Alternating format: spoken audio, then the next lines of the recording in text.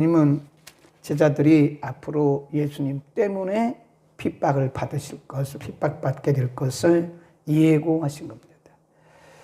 3년 동안 실컷 제자들을 훈련시키시고 하신다는 말씀이 너희가 이제 내 이름 때문에, 나 때문에 미움을 당하고 핍박을 당할 것이다 라고 예수님 말씀하시는 거죠. 미리 예고를 하시는 거예요.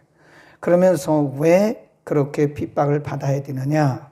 18절에 보면 세상이 너희를 미워하면 너희보다 먼저 나를 미워한 줄 알라.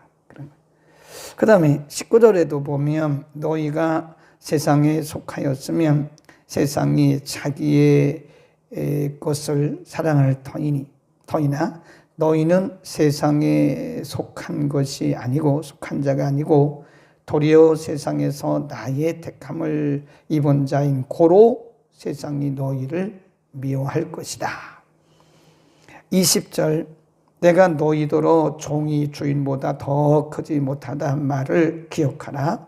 사람들이 나를 핍박하였은즉 너희도 핍박할 터이요 내 말을 지켰은즉 너희 말도 지킬 것이다. 그 다음에 21절 그러나 사람들이 내 이름을 인하여 이 모든 일을 너희에게 하리니 이는 나 보내신 이를 알지 못하기 때문이다. 그런 말씀이에요. 그러니까 제자들에게 앞으로 심한 핍박을 당할 것인데 그 핍박이 오는 이유는 이 두 가지라는 거예요. 하나는 세상이 진리를 알지 못하기 때문이다. 예수님을 알지 못하기 때문이다. 또 한 가지는 이 제자들이 세상에 속하지 않고 진리에 속했기 때문에 그런 거다. 소속이 다르기 때문에 그런 거다.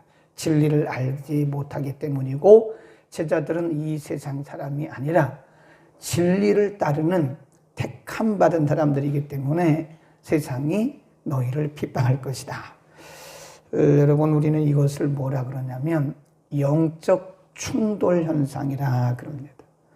복음이 전달되는 곳에는, 복음이 전파되는 곳에는요 호락호락 복음을 안 받아들입니다. 분명히 빛과 어둠의 충돌 현상이 일어나요. 진리와 악한 사단의 세력과의 충돌 현상이 반드시 일어납니다. 그러니까 우리가 복음을 전하는데 사람들이 순순히 아멘하고 복음 받아들이는 경우는 있기는 있지만 많지가 않아요. 그리고 우리가 예수를 믿는 것도 사람들이 다 우리를 칭찬해주고 인정해주고 환영해주고 그런 것보다는 오히려 우리를 반대하고 방해하는 그런 세력이 더 많다는 거예요. 이 세상은 진리를 알지 못하기 때문에 그런 것이고요. 이 세상의 어둠과 빛은, 진리와 이 세상의 악은 반드시 충돌하게 되어 있습니다.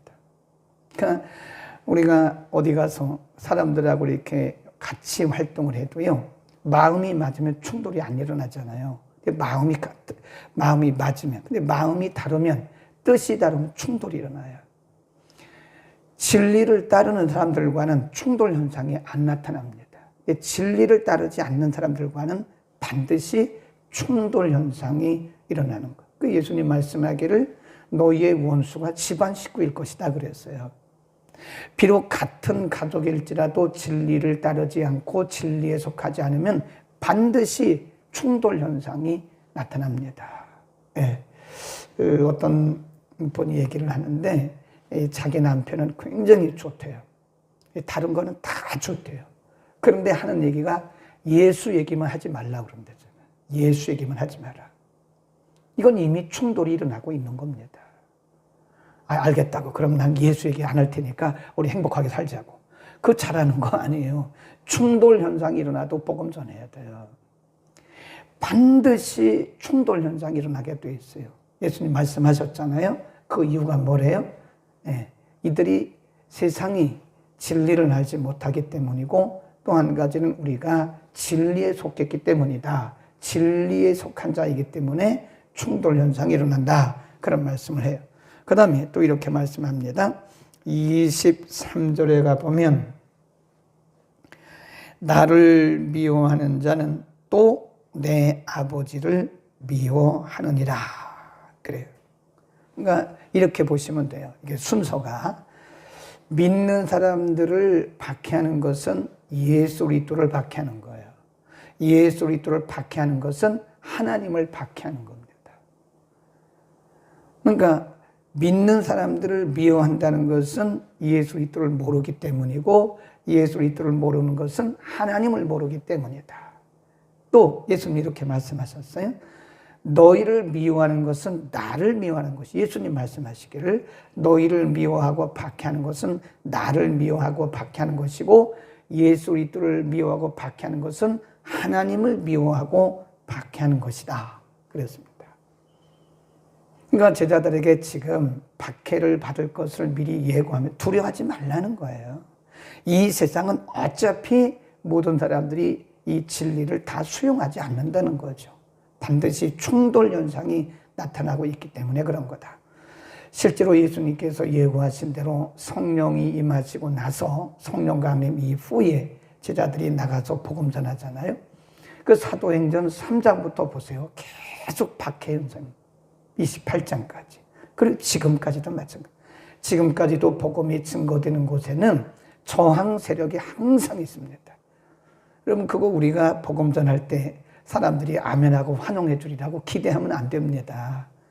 반드시 반대가 있고 박해가 있고 우리를 미워하고 조롱하는 세력들이 있습니다. 반드시 그거를 이겨내야 되는 거예요. 그러니까 신학교다 다를 수 있는 것이다. 그 다음에 예수님께서 그런 충돌 현상, 박해에 대해서 말씀하면서 뭐라고 그랬냐면 25절 보세요. 그러나 이가 뭘까요? 제자들을 핍박하는 것은, 그 말이에요. 제자들을 핍박하고 박해하는 것은, 영적 저항이 일어나는 것은 저희 율법에 기록된 바 저희가 연고 없이 나를 미워했다 한 말을 응하게 하려 함이라. 거기다 줄거 놓으세요. 시편 35편 19절. 한번 가보겠습니다. 시편 35편 19절. 35편 19절에 보면 825면 전후에 무리하게 나의 원수된 자로 나를 인하여 기뻐하지 못하게 하시며 무고히 나를 미워하는 자로 눈짓하지 못하게 하소서. 물론 이것은 다윗의 시편이거든요. 그런데 예수님이 다윗의 시편을 인용하셨어요. 시편 35편 19절을 인용하셔서 이렇게 원수들이 나를 핍박하고 제자들을 핍박하고 미워하고 저항하는 것은 바로 성경에 있는 내용을 응하게 하기 위함이다 라고 말씀했어요. 하나님의 말씀을 이루기 위함이다.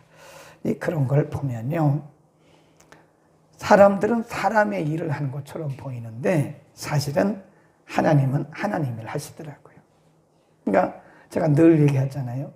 겉으로 나타난 이 각연적인, 겉으로 나타난 외형적인 현상들을 바라보고 우리가 모든 걸 다 결론 내리면 안 됩니다. 사람들이 볼 때는 그것이 핍박이고 미워하는 것이고 저항인 것 같지만 사실은 그 모든 일들이 하나님의 말씀을 이루기 위한 하나의 과정이다. 제자들이 실제로 이 예언대로 예수님도 박해를 받으셨고 제자들도 박해를 받으셨어요. 그런데 그것은 성경이 예언한 것을 이루는 과정이었다라고 말씀을 하는 거죠. 그러니까 항상 우리는 보이는 역사, 뒤에 보이지 않는 역사, 표면적인 역사, 뒤에 이면적인 역사가 항상 함께 병행되고 있다는 사실을 알아야 됩니다. 그러니까 겉으로 나타난 표면적인 걸 가지고 이것이다 저것이다 말하는 것은 굉장한 무리수를 두는 것이다. 어떻게 보면 우리는 절반도 못 보는 거예요.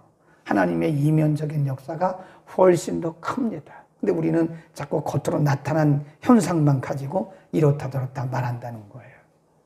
하나님의 말씀이 이루어지고 있는 것이다. 그러니까 하나님은 하나님의 일을 하시는 것이고 사람은 사람의 일을 하는 거예요.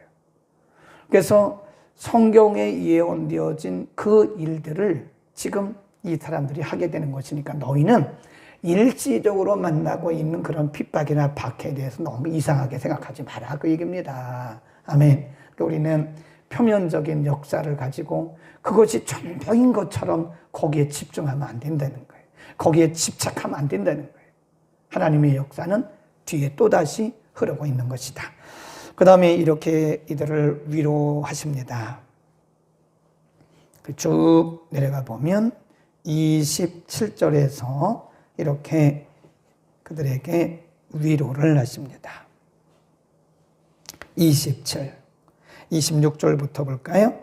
보혜사 곧 아버지께서 내 이름으로 보내실 성령 그가 너희에게 모든 것을 가르치시고 내가 너희에게 말한 모든 것을, 이건 14장이고요 15장 쭉 내려가 보겠습니다. 26절 내가 아버지께로서 너희에게 보낼 보혜사 곧 아버지께로서 나오시는 진리의 성령이 오실 때에 그가 나를 증거하실 것이고 너희도 처음부터 나와 함께 있었으므로 증거하느니라.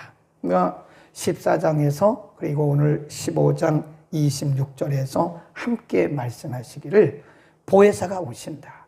비록 세상이 너희를 미워하고 세상이 너희를 핍박하고 박해하지만 반드시 보혜사 성령이 너희에게 오셔서 너희에게 평안을 주실 것이고 아버지께로서 오시는 그 성령이 너희를 도우실 것이다.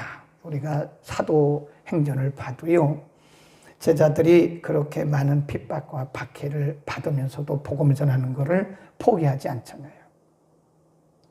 그러니까 이렇게 생각해도 될 것 같아요. 우리가 주의 일을 하든지 복음을 전하든지 믿음을 지키든지 하다가 어떤 강한 위기나 문제나 핍박이 와서 그것을 포기한다면 그건 우리가 어쩌면 성령을 따르지 않는다고 볼 수도 있겠어요.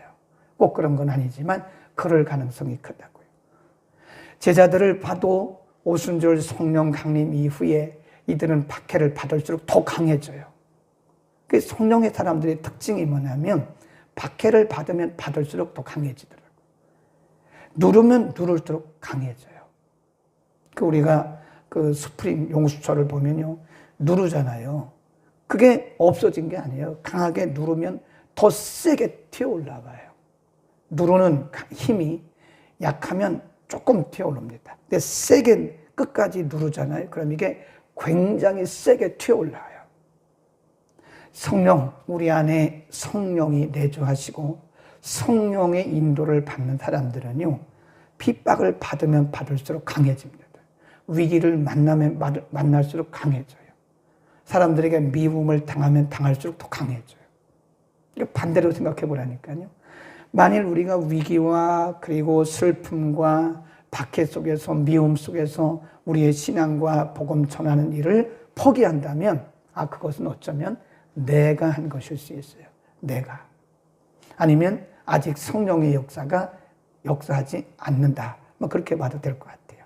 꼭 맞는 것은 아니지만 일반적으로 볼 때 그렇다고 볼 수가 있을 것 같아요. 예수님이 제자들에게 핍박이 올 것을 미리 예고하시고는 그러나 걱정하지 마라.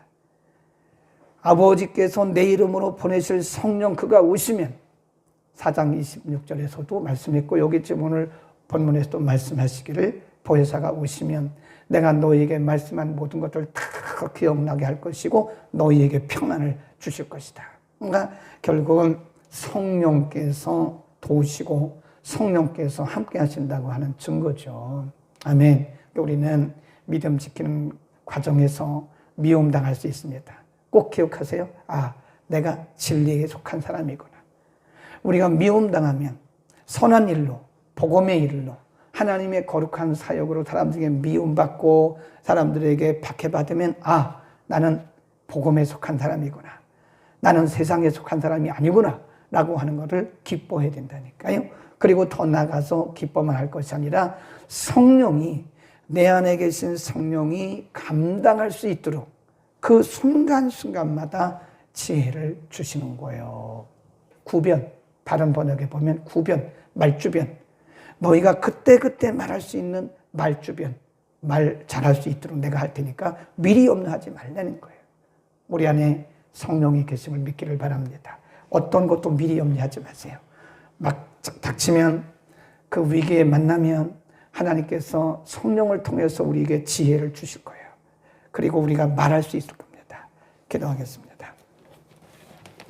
거룩하신 우리 아버지, 복음을 전하는 것, 하나님의 말씀대로 사는 것, 그리스도인으로 사는 것, 그리스도의 제자로 사는 것, 이 세상에서 환영받고 박수받는 일이 아닌 것을 우리가 압니다.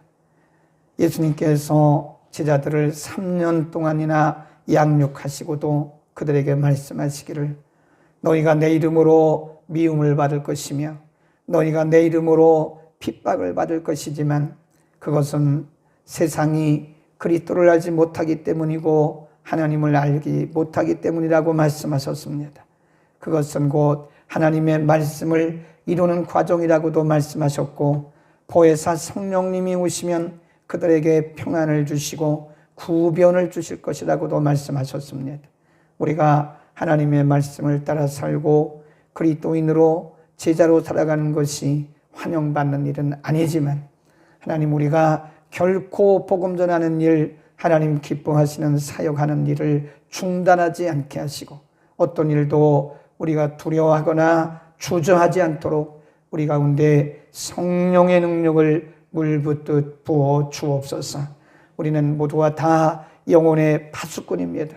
주님 앞에 서는 날 우리가 복음 전하지 못해서 죽어가는 영혼들에 대한 책임을 우리에게 물으신다 하셨는데 우리가 주님 앞에 책망듣지 않도록 오늘도 만나는 사람들에게 듣든지 아니 듣든지 때를 놓든지 못 얻든지 복음 전하는 복된 하루 되게 하여 주옵소서. 예수 그리스도의 이름으로 기도드립니다. 아멘.